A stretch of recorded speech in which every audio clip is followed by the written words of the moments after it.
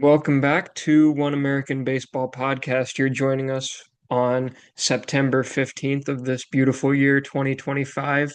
And this is episode 34 of this podcast. As always, I'm Jaden and I'm joined by my co host, Chris. And Chris is having a much better time with baseball than I am at the current moment.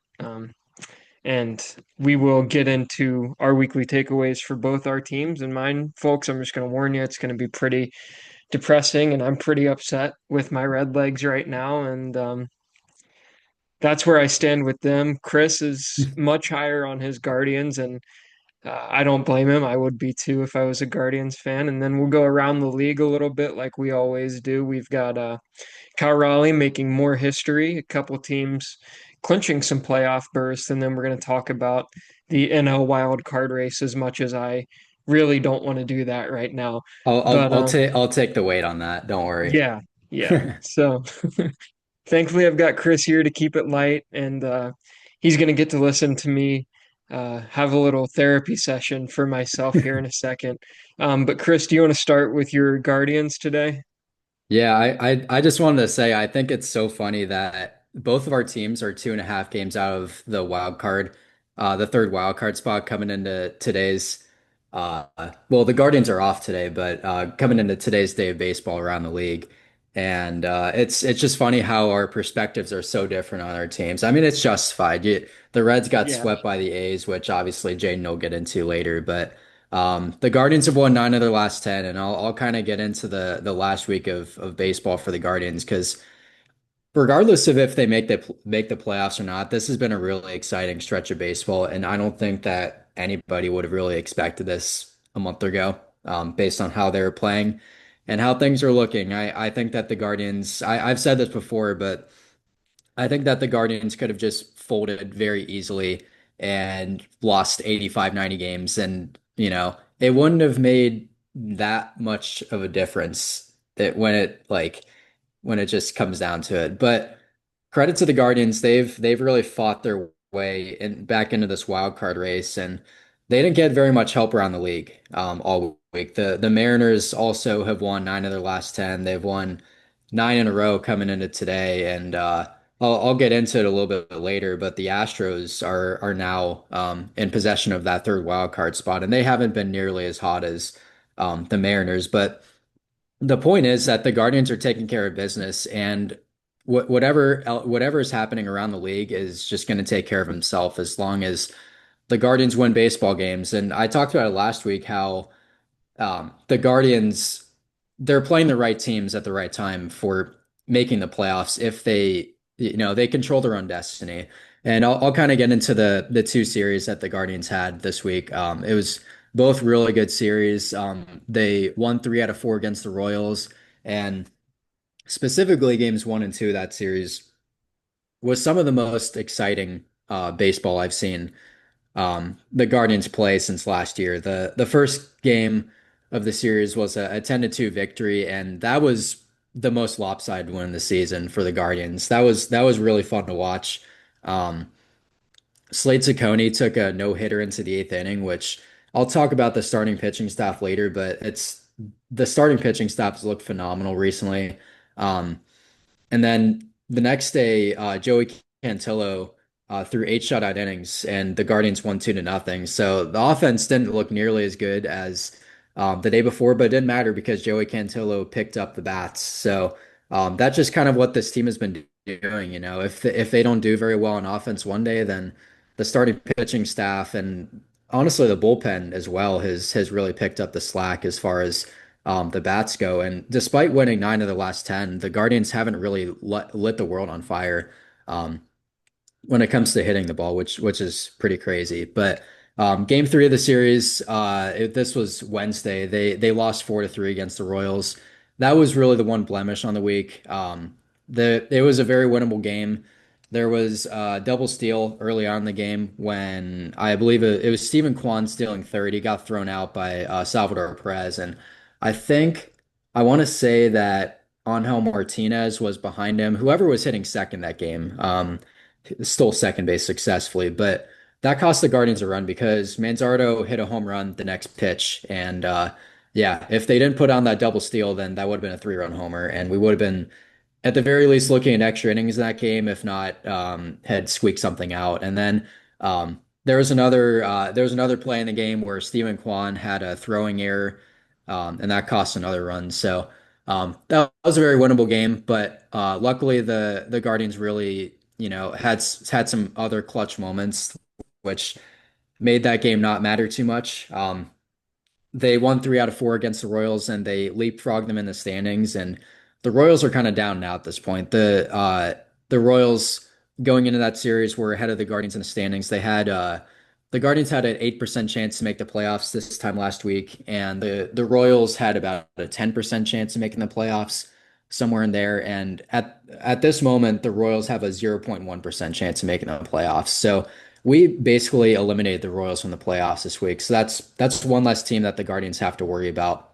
Um, and like I said, they took care of business. And Game 4 of that Royal series, I thought that I was getting a little worried because Gavin Williams looked pretty bad the first inning. He threw 31 pitches, but credit to him, he settled in, and he's done that a lot this year, where he's had a bad inning, usually early in the game, and then he ends up settling in. And he threw 6 innings of I believe it was 2-run ball, and the bullpen, really picked him up. They were amazing. I believe they gave up 1 hit in like 3 2/3 innings pitched. Um, but Game 4 of that Royal series was probably the biggest win of the season, I would say. And I think it really brought a lot of momentum into the White Sox series. Now, going into the White Sox series, I wasn't overly optimistic, even though the Guardians have won 3 out of 4 against the Royals, because the Guardians this season have had a habit of just not carrying momentum into different series. But they looked really good start to finish in that White Sox series. Game one re wasn't really even a contest. Tanner Bybee he threw a complete game shutout, and that was the Guardians' first complete game shutout of the year. Um, I was listening to the Locked On Guardians guys this morning, and they were talking about how Bybee made some mechanical adjustments prior to that game, and he's been tinkering with his mechanics and his pitch shapes, and just the way he sequences pitches. And I think he really found something in this game, because Austin Hedges was catching him, and usually Bo Naylor is the one that catches when Tanner Bybee throws, and Hedges is way better at framing than Bo Naylor is. So that was just a very well called game on Austin Hedges' part, and I don't think he's really going to get enough appreciation, because he definitely stole some strikes. He's a much better framer than Bo Naylor is. But yeah, that's exciting. That's what the Guardians paid Tanner Bybee to do. That's why they gave him the 5-year extension, and he finally is. The last couple starts, Tanner Bybee is starting to kind of emerge into that ace that he was supposed to be all year. And then Parker Messick had a really good game. He pitched a really good game in the second game of the series. I believe it was 6 innings of 1-run ball. Um, so that was a good 1-run win against the White Sox in game 2 of that series. And then yesterday's game I actually went to. I was out in right field, and the sun was super hot, and I was getting cooked all game. But went up to the upper deck in left field at the Terrace Garden, and that was such an enjoyable experience. But Bo Naylor was really a star of this game. He knocked in all 3 runs yesterday, and Slade Cecconi had a good enough start. He that was honestly one of the Guardians' worst starts in the last 2 weeks, and it was still almost a quality start in the books. I believe it was 5 2/3 innings and 2 runs allowed. And then Brian Rocchio saved the game with that defensive play at second base for the last out of the game. And that was just such a fun game to watch. Yeah, like I said, the Guardians they're putting things together, and it's really cool to see. And it's like October baseball. Regardless of if the Guardians make October or not. So this is a special stretch of baseball. But the main reason that the Guardians, and I kind of hinted at this earlier, but the main reason that the Guardians are doing this well is because of the 6-man rotation. And I've given Stephen Vogt maybe a little bit. I've aired my frustrations with Stephen Vogt on this show plenty of times, but this is probably one of his best managerial decisions in my recollection of him being the manager. The six-man rotation has been really nice. And like I said last week, the Guardians are able to do that with the pitching depth they had, and they're sort of enjoying the fruits of the labor that uh, they had this offseason where they bolstered their pitching depth.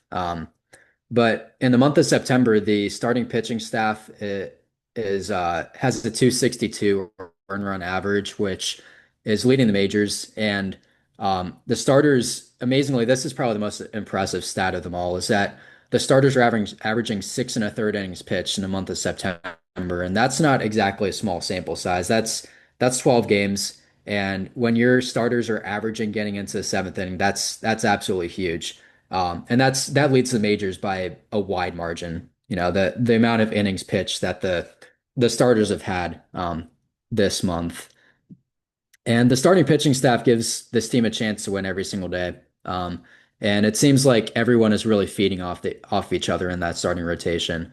Um, and like I said, the Guardians control their own destiny. They have going into today, they have an 11.4% chance to make the playoffs, and the division race is technically not over. The Guardians are 6.5 games back of the Tigers going into today, and they have seven more games against them. So theoretically, if the Guardians win out against the Tigers the rest of the season, which is not very likely, but it's still possible, the Guardians can potentially win the division, which I think that's the craziest thing of them all. The Tigers at one point had a 15 and a half game lead in the division, and then all of a sudden a month ago it was down to 5 games, and then the Guardians had a tough stretch a few weeks ago, and I really thought the season was over at that point, and then all of a sudden the Guardians are within 6.5 games back. So um, yeah, it's been a fun stretch, and I think it's gonna be really fun as long as the Guardians keep playing some good baseball, and I don't really see why that's not going to continue. So I'm going to preview the Tigers series now. So got some pretty interesting pitching matchups. So tomorrow in Detroit, we got Joey Cantillo versus Casey Mize, and Casey Mize he has a high ERA. His last handful of starts, he has a 4.82 ERA in his last seven starts, but he has a 1.13 WHIP, which is pretty decent. So um, it sort of means that I think that he's getting a little bit unlucky with how balls are falling, and just the way that maybe giving up some soft contact that falls and just things like that. So 4.82 ERA is pretty high, but Casey Mize had a pretty good start against the Guardians in May. And he's been getting good run support all season. So that'll be an interesting start. Like I said, Joey Cantillo threw 8 innings of shutout ball, and I think that Cantillo really has found something recently, but especially in that last start where I mean, he threw about as good of a game as he could throw. He was attacking the strike zone. He didn't walk anybody, which is the biggest thing. Joey Cantillo's he's always had the stuff to be able to perform at this level, but he's always held himself back by the walks, and he has an elite changeup, and he's finally starting to lead into that, and that's really exciting to see. So, and then the next two games, the Guardians starting pitchers are to be determined, but I don't really see why the rotation would change at all. So most likely it's going to be Logan Allen versus Jack Flaherty on Wednesday.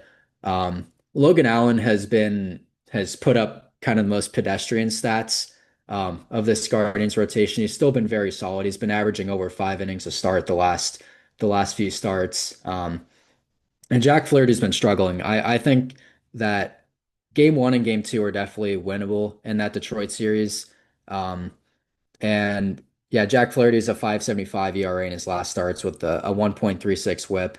Um, and then the next day, the Guardians are facing Tarek Skubal. Now, Skubal came out of his last start in the fourth inning. He was dealing with a little bit of left side issues. I think it was an oblique, but I'm not sure if it was publicized what exactly the injury was. But he seems to be fine. There was an article that released yesterday that said that Skubal plans on starting that game against the Guardians on Thursday, and obviously Tarek Skubal threw that 13 strikeout complete game shutout last time around. So that's gonna be a really tough game. Luckily, Gavin Williams is starting for the Guardians, so um, the Guardians need to focus on getting Skubal's pitch count up, and they got to him last time around in the playoffs, so he's not impossible to hit off of. They just had a tough go with him last start, and we'll see how it goes if that potential injury affects him or not. So, um, but like every other series, the upcoming series against the Tigers is a must win. After the Tigers, they have the Twins for a 4 game series this weekend, and one of those days we have a doubleheader, so it's a 4 game series. I think it's a very winnable series. The Twins have been horrible recently. They pretty much shipped their entire roster off at the trade deadline, and all you got to really do is get to the Twins bullpen, and you've pretty much won the game. So, um, but every series from here on out is a must win, and then after the Guardians face the Twins, they have the Tigers back at home, and then they have the Rangers to end off the season. So um, this team needs to keep winning ball games, just regardless of who's head of them, like I said. And if they win every series, they'll at least give themselves a good enough chance to make October. And they have an 11% chance to make the playoffs, but there's no reason why this team can't make the playoffs at this point. So I'm not going to get overly optimistic, but um, like I said, it's been a fun stretch of baseball, and I'll kind of get into some more scenarios for next year. Um, I think that the Guardians have an interesting roster construction at this point with their starting pitching staff. So I think they have a lot of leverage in the offseason when it comes to potentially getting a bat to bolster this lineup for next year. And then Travis Bazzana also got injured this past week. So I'll cover that in next week's episode. But I just wanted to kind of focus on the Guardians playoff run and how exciting it's been. Yeah, again, I just was not expecting that. So. Yeah, Chris, it's funny that you talk about the Guardians pitching staff, sort of giving them a chance to win every day because that was what the Reds were doing early on in the season. And now not so much anymore. Coming into what was last weekend, the Reds had just taken the series against the Padres. The Mets kept losing. We were a game and a half out going into Sacramento. It's not Oakland, it's Sacramento. Um, and the vibes were high in Cincinnati. Um, and then the Reds pitching staff didn't give them a chance to win most of those games in Oakland or Sacramento. Um, Game one, Brady Singer did give them a chance, but games two and three, the pitching staff was uh, Hunter Green and Nick Lodolo were pretty much non-existent. So I dug into the pitching staff's sort of ERA splits from the start of the season to August 1st, and then compared that to the ERA from August 1st to the end of the season. So not like second half technically, but August and September, as we've seen play out on this podcast, is when baseball really starts to matter. I mean, the Guardians were dead in the water um, a month ago, and now look at them. So, if you go year by year in 2021, um, from the start of the season to August 1st, the Reds had a 4.52 ERA as a pitching staff. From August 1st to the end of the season in 2021, that ERA was 4.14. Now in 2022, they went 5.09 ERA to 4.42 ERA. 2023, it was a 4.77 ERA at the start of the season, then to end the season a 5.26 ERA. 2024, they went from 3.88 to 4.52, and then this year it went from 3.89 to 4.20. So, that's 3 straight years where this pitching staff has seemingly hit a wall in the last 2 months of the season and has imploded down the stretch. Um, and in 2023 and this year, the Reds were in prime position to make the playoffs.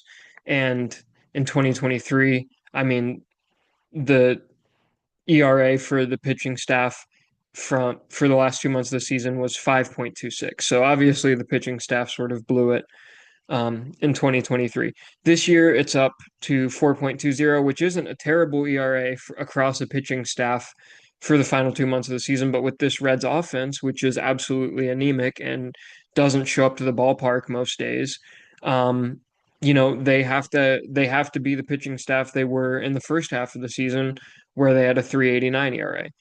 And so, I think you start to question now, how is this pitching staff being managed, and why is this pattern repeating itself? Because it's 3 years in a row now. It's not like a fluky thing anymore. Like in 2023, it was, if it had just happened in 2023, it probably would have been a fluky thing where they ran out of gas, they ran into some injuries. This year, the pitching staff has been relatively healthy for all year. And they're still hitting that wall. And I think now you have to start. Derek Johnson is a great pitching coach. I don't think that's out of the question, but someone needs to look into why this keeps happening with this pitching staff. And I get that fatigue plays a factor in it, but you know, you've got to figure out a way to get around that. Especially when your offense is what this Reds offense is, because it is terrible. Um, to be completely frank, and the pitching woes combined with what has been season long offensive struggles, it just feels like there has never been a professional sports franchise that has been gifted such an opportunity and has wanted it so little. I mean, the Mets have basically since the All-Star break been giving away the sixth wild card spot on a silver platter. They keep losing. They got hot for like a 10 game stretch there for a second, and they went 2-8 in their last 10, um, coming into today. And it's so frustrating because this Reds team has had opportunity after opportunity. And one of my dad's favorite sayings, is you can talk about it or you can be about it. And the Reds love to talk about it. Every interview when they're playing well, every interview coming into a season, it's, oh, we're ready to compete, we're ready to compete, we're ready to compete. And they have not once proven that they want to be about it. They haven't proven it this year. They didn't prove it last year. They didn't prove it in 2023.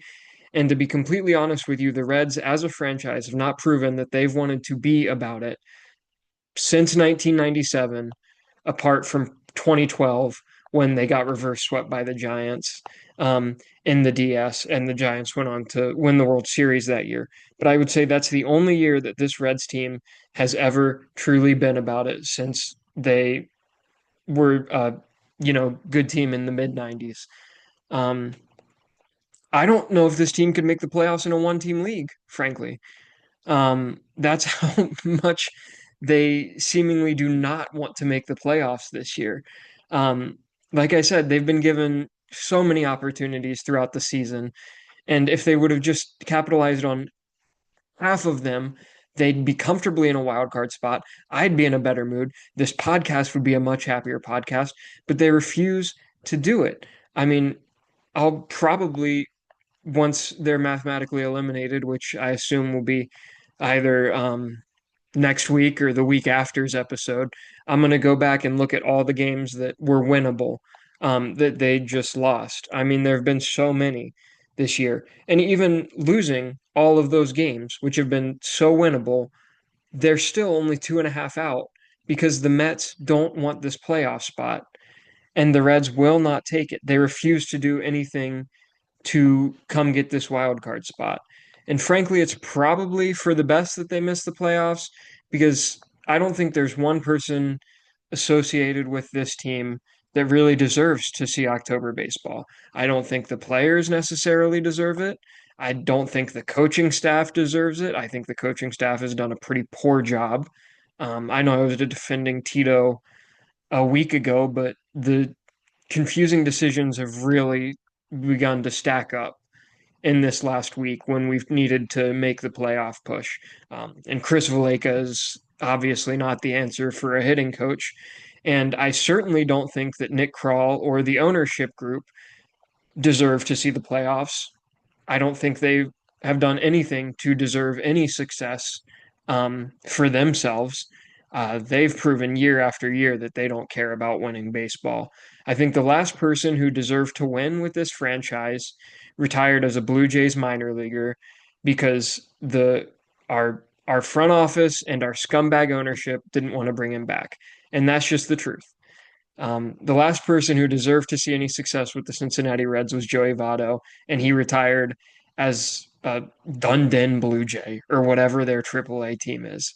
Um, and that I think that's just a perfect capitulation of this front office and how little they care about this city and this team and this franchise.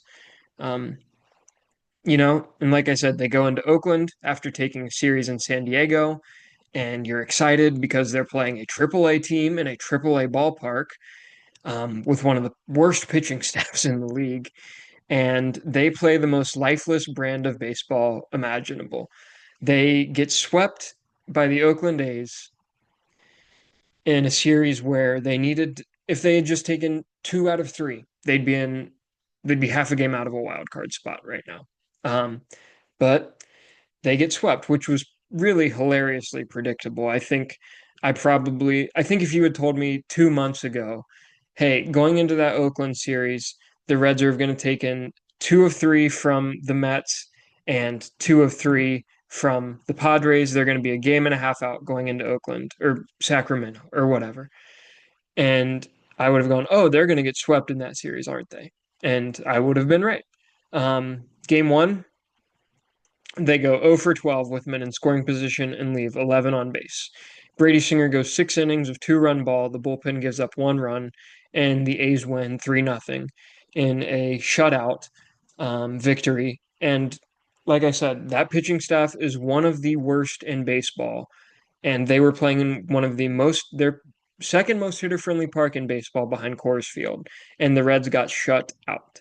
And that's just what happens when you build a lineup that has zero power potential. We have no 20 home run hitters on this team. The closest we have is Ellie De La Cruz, and he hasn't hit a home run since August. He's hit 1 home run since the All Star break. Um, and it's ridiculous. As much as this team wants to preach small ball and get him on, get him over, get him in. They're obviously incapable of it. It becomes more and more obvious every day that this team cannot play small ball. They're not built for it, and they also aren't built for power, which means they're not built to do anything offensively, as Game One showed. Um, Now in games 2 and 3, they had Will Benson in Game 2 and Gavin Lux in Game 3 hit leadoff triples, and neither of those guys left third base. Well, Gavin Lux left third base on a ground ball to the first baseman and was thrown out at home. So, that's it's just it's mind-boggling to me how bad this offense is. And it's pretty obvious why they're so bad. It's because they have no power. If they had power, then you probably don't go 0 for 12 with men in scoring position, or somebody can hit a sac fly. Um, And it's just another roster construction failure by Nick Krall, and it's another reason that he needs to be gone this offseason. It is becoming, I don't know how you could be a Reds fan or follow the Reds and think that Nick Krall has any idea how to construct a winning baseball team in today's game. He's eons behind other front offices with similar payrolls. You look at the Brewers, the Rays, or your Guardians, who all have very similar or lower payrolls. The Brewers are the best team in baseball. The Guardians are fighting for a playoff spot, and they're 7 games over 500 now. The Rays are perennially a pretty good team with a terrible payroll, and the Reds do nothing year after year. And it's because Nick Krall cannot build an offense that is successful in today's game. You know, Pitchers these days, they striking out is part of the game today. And that's because pitchers have such an advantage over hitters. This isn't the 70s or the 80s or the 90s where guys are throwing 90 miles an hour for their fastball, aside from like the unicorn Randy Johnson or Nolan Ryan. and they're spinning their breaking balls better than ever before. You're not going to string together hits against these guys. I don't care who it is. Um, you just aren't, you're not going to be able to go single, single, single, double, single, single, single, double. That doesn't happen in today's game because these pitchers have such an advantage on the hitters. And that's why you need a power bat in the lineup because they can change the game with one swing. Sure, they might strike out more, but the Reds strike out so much already, and they don't have a guy who's hitting 20 home runs this season. It's ridiculous how poorly this roster has been constructed by Nick Krall, and he needs to be out of a job this offseason if the Reds want to be successful going into 2026. And then in game two, like I said, Hunter Green must have been confused because he was pitching in a minor league ballpark. He must have thought he needed to pitch like he was a minor league pitcher or that these were minor league hitters or something. He has probably the worst start of his career. He goes 2.1 innings of 5 earned run ball. It is a disastrous start. The Reds, being the Reds, come back to tie it up because you can never be out on them because they hate any sort of joy or happiness. And then Graham Ashcraft comes in from the bullpen and he implodes because that's what Graham Ashcraft does. Um, you know, I'm very frustrated with this team. I think it's coming across pretty clearly in this episode. Um, I think Graham Ashcraft needs to be on the trade block this offseason. He's going to be an Alexis Diaz, I think. He had a pretty good first half of this season after he moved to the bullpen. The second half hasn't been great. He's been oft injured. And the Reds need to just try and get any value out of him that they can before next season he has a 6 ERA out of the bullpen because I think it's coming. He's just not good enough to get big league hitters out. I think that's the truth. Um, Now, if you pull back the microscope, the Reds were 0 for 12 with guys in scoring position in game one. Across the series, they went 1 for 22 with guys in scoring position. So that's why you're getting swept by the Oakland Athletics. And that's why you're losing a lot of games that you need to be winning, is because, as I've already said, this offense is not a major league offense. It is a quad A offense at best, and you might be able to make the argument it's a triple A offense. Um, I said I was going to dig into a lot of the losses once the Reds are officially eliminated. I'll do a little bit of it right now. They've gone 2-4 against the Nationals this season, 2-5 against the Braves. The Braves are a weird team because they've had a really fluky year. They're a really good team that, for whatever reason, has been bad this year. Mostly it's the pitching staff. Um, but the Reds couldn't capitalize against them, which I could look past if they were able to beat other teams like the Nationals, or they went 1-2 against the White Sox this year. They went 3-4 against the Marlins this year, and now they went 0-3 against the A's. And I don't even know, like, I already did the dig into the stats against these teams. And there was nothing really glaring about why we were so bad against these bad teams. So I don't know, what it points to. I don't think there's a statistical thing you can look at. I think it's just a lack of focus and a complete failure at every level by this coaching staff to prepare this team for games against bad teams. And, you either the pitchers and the pitching staff think they can take a day off and they can just get these guys out because they're better than them, and so they don't game plan well. Or, Chris Valleca obviously has no clue what he's doing anytime, but, is he scouting these bad teams less because he thinks that, oh, we can just beat them because their pitching staff is bad? Um, is Tito saying, like, hey guys, relax a little bit this weekend? We don't have to play that hard and let's save up our energy. We got some big games coming up. And then you get swept and the games don't matter anymore. So I don't know what it is. I would assume it's a clubhouse issue at this point. That's the only thing I can assume. And I've I've been ranting a lot and I'm gonna finish it up here in a second. But you know, going into the Oakland series, I sent in our group chat they need to go 12-4 to finish the season. I went back and looked today what I said they needed to go to finish the season for me to feel good about them having a shot at the playoffs. They started the stretch 0-3. So now you have to win out against the NL Central. They go Cardinals, Cubs, Pirates, Brewers to finish the season. Three against the Cardinals starts tonight, then four against the Cubs, then three against the Pirates, and then three against the Brewers. That's terrible news because they've been laughably bad against the division this season and in recent memory. And, I think in all likelihood, in a best case scenario, they win five of these last 13 games. I think that's best case. They probably take one from the Cardinals. It's a four-game set against the Cubs, so they probably take one against the Cubs. They take two against the Pirates if we're lucky.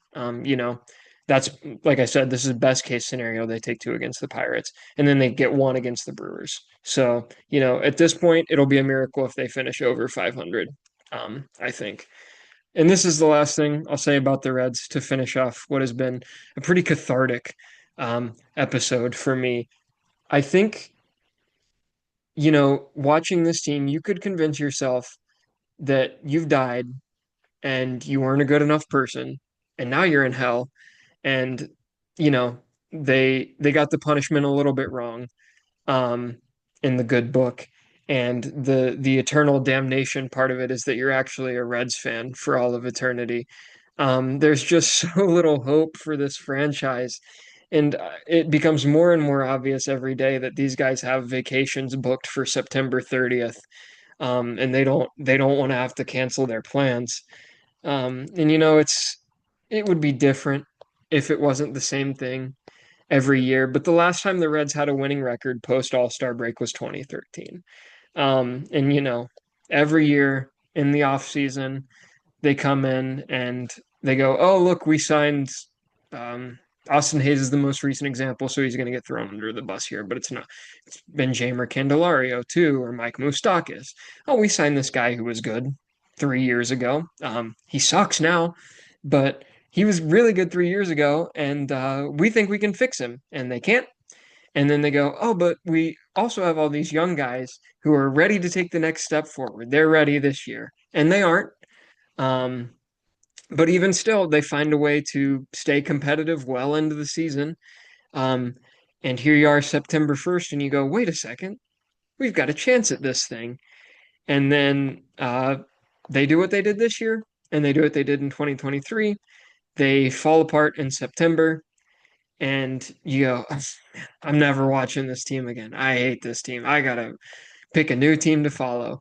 And then here comes February. Oh wait, they signed who's the guy that they're gonna sign this? Oh, they got Josh Bell this offseason.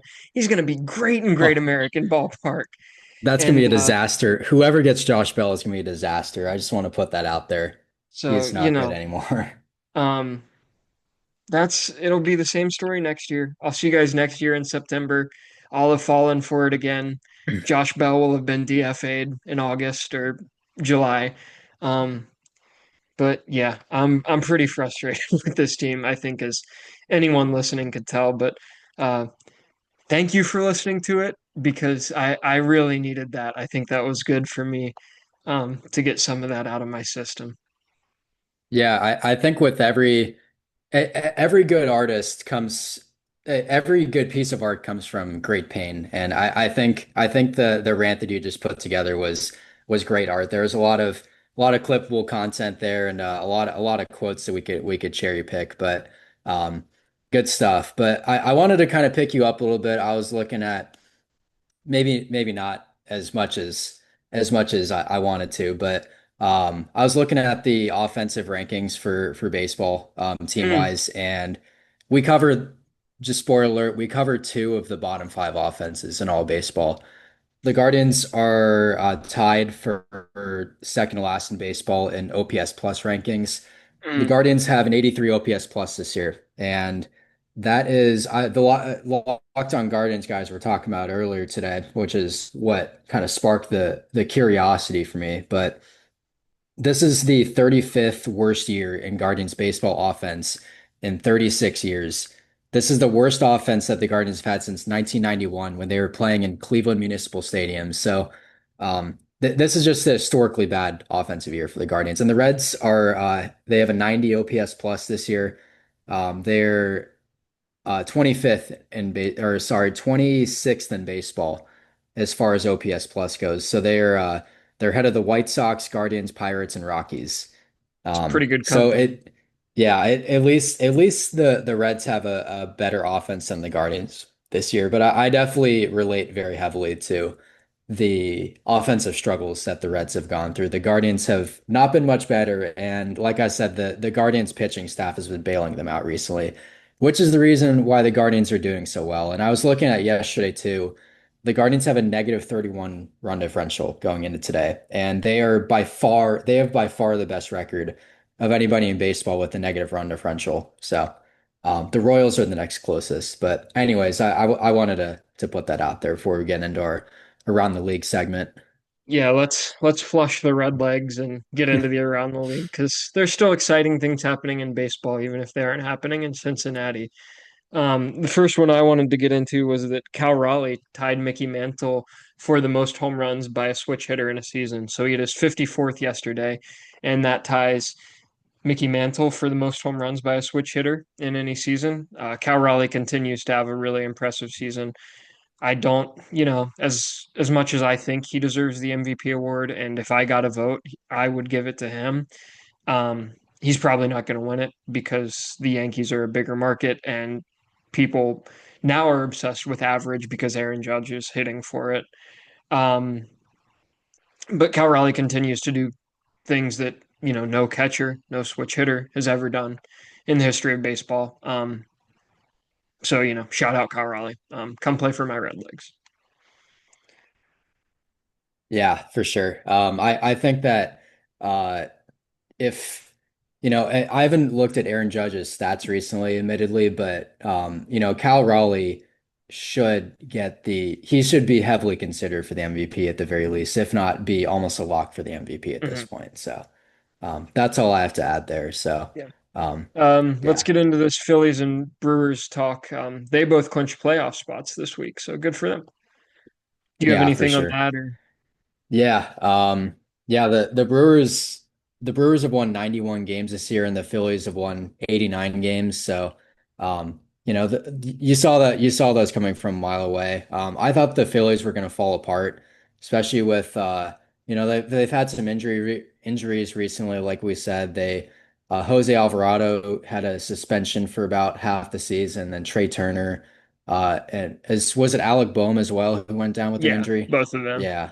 Yeah, so they've had a lot of troubles recently, kind of like the Guardians, but the Guardians are not nearly as good of a team. But they've dealt with a lot this year, is what I'm trying to say. They also lost But Zach Wheeler recently, so yeah, they lost Zach Wheeler.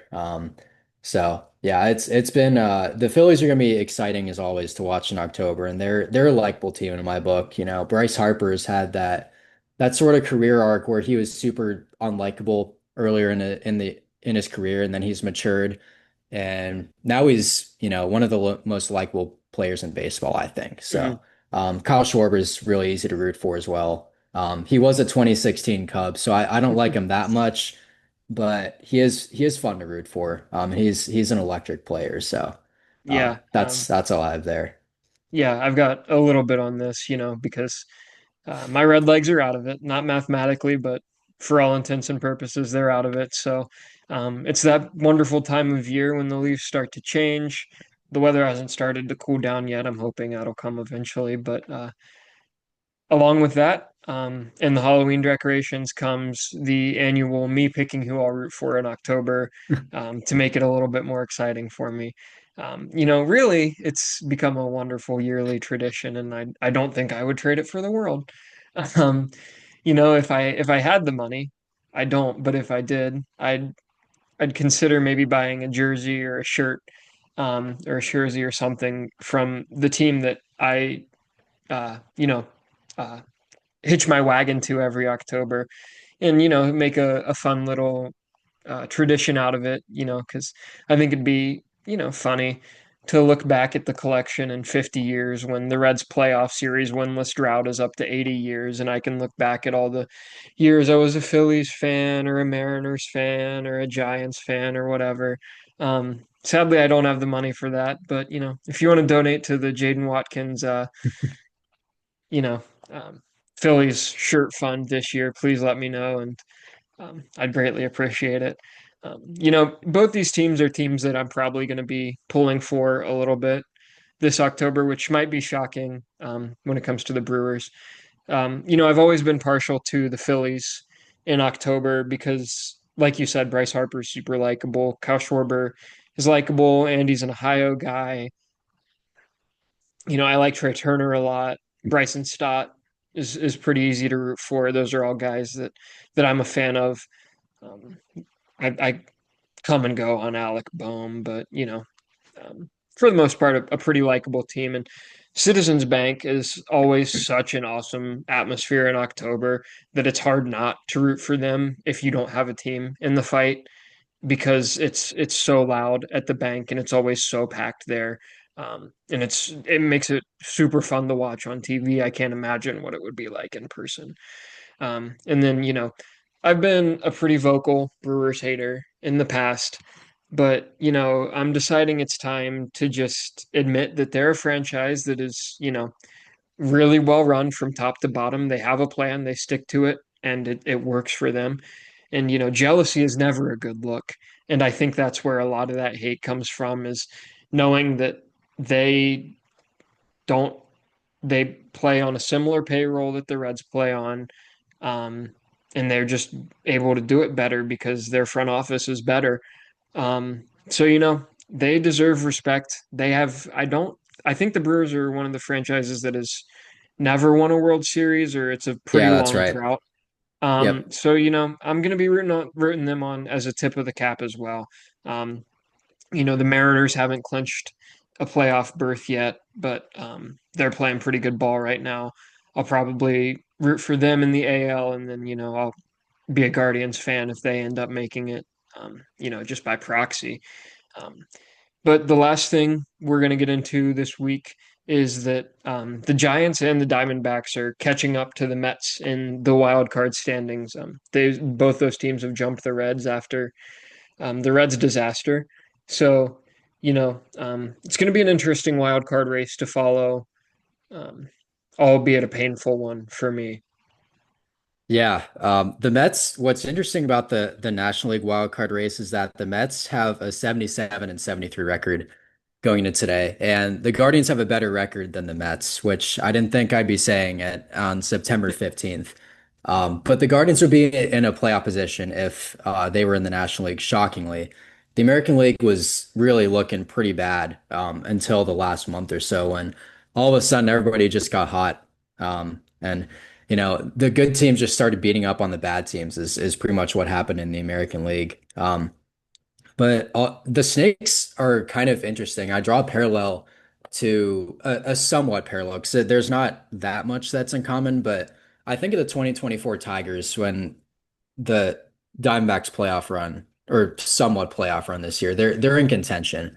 The Diamondbacks kind of blew it up at the trade deadline. They weren't really expecting to compete, and all of a sudden, their offense. They have one of the best offenses in baseball, but they have one of the worst pitching staffs in all of baseball, and that's what's held them back. But the Diamondbacks are 75 and 75 right now, and I believe that puts them 2.5 games back, 2 games back of the third wild card spot. Um, so Diamondbacks to be a fun team to watch, especially with them scoring a lot of runs. Um, they're they made some questionable trades at the trade deadline, I think. With dealing with getting prospects, you got to kind of wait a couple years before you evaluate trades. But historically, the Diamondbacks have not been very good at pitching development. And, like I said, they have one of the worst pitching staffs in baseball, and their bullpen's been really banged up this year as well. AJ Puck is injured, and Justin Martinez is injured. They have a couple of other guys, a couple of other their back end bullpen guys, I believe, are injured as well. So it's been a tough year from the bullpen front. I think that is holding the Diamondbacks back a lot this year. And they had to deal Josh Naylor at the trade deadline. So, um, but yeah, um, the Cardinals are in it still. Shockingly, the Cardinals are. I'm looking at it right now. I believe they're still under 500. Um, They're behind the Reds still, yeah. Yeah, but the Cardinals are in it. Um, and hold on. I'm looking at the I'm trying to pull up the standings right now. But it's yeah, it's a super interesting National League race, and I Yeah. think the Giants are another team that are in it. The Giants are super fun. Justin Verlander's looked like he's had a bit of a career renaissance the last couple months, which is pretty exciting. I haven't really been a fan of any of the teams that Justin Verlander has pitched on, but he's going to go down as one of the best pitchers in our generation, and it's cool that he's performing this well at 42 years old. He still throws 95, 96 miles an hour. I think he's really found something the last few weeks. So Yeah. that's all I really have as far as the National League Yeah. wildcard race goes.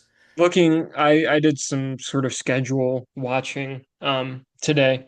So the Giants play the Diamondbacks starting tonight. They have a 3 game set. And then they play the Dodgers to finish off the week. I believe that's a 4 game set against the Dodgers. And then they finish with the Cardinals and the Rockies. Cardinals are not very good. They've been struggling recently. The Rockies are historically bad. Um, the Diamondbacks after this Giants series play the Phillies, the Dodgers, and the Padres. So that is a pretty tough gauntlet for a team that is, um, hasn't really been good all season and is just kind of stumbling their way into it because of how the Mets are playing right now. The Mets go Padres, Nationals, Cubs, Marlins to close it out. So, um, like I said, I'm not even entertaining the idea of the Reds making the playoffs. Um, I think that the team with the best chance to get in out of the Mets, Giants, and Diamondbacks is the Giants based on their schedule and the strength of the team. The Mets pitching staff is out of gas. Their starters can't go more than 5 innings most nights, and the bullpen is terrible in New York.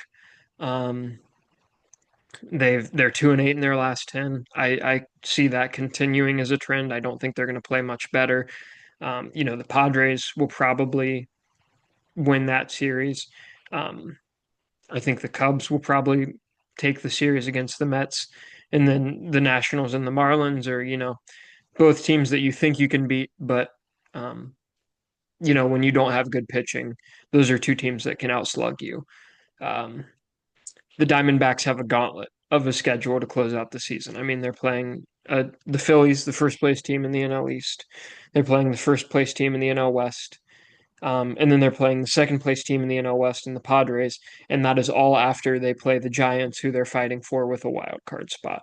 So the Giants aren't going to roll over either. Um, so I don't see the Diamondbacks making it. So I think, the Giants, sure, they've got the Diamondbacks. I think they can handle them. The Dodgers in 4 is rough, but, you split that series. I think you're still in a pretty good spot.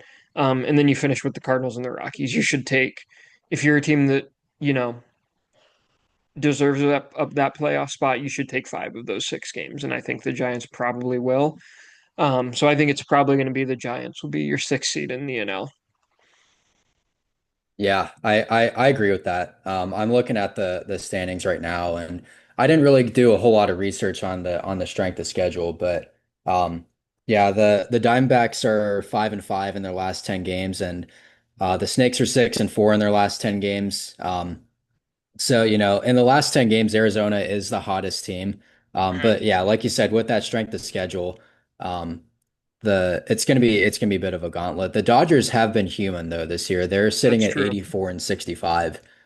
So they are beatable. The Dodgers bullpen has been kind of banged up this year. So um, but yeah, I look forward to see. I think that whichever team is the sixth seed in the NL is just gonna get blown out of the water. Oh yeah, But you never know. Maybe they'll just get really hot and then they'll continue being hot after that. But right.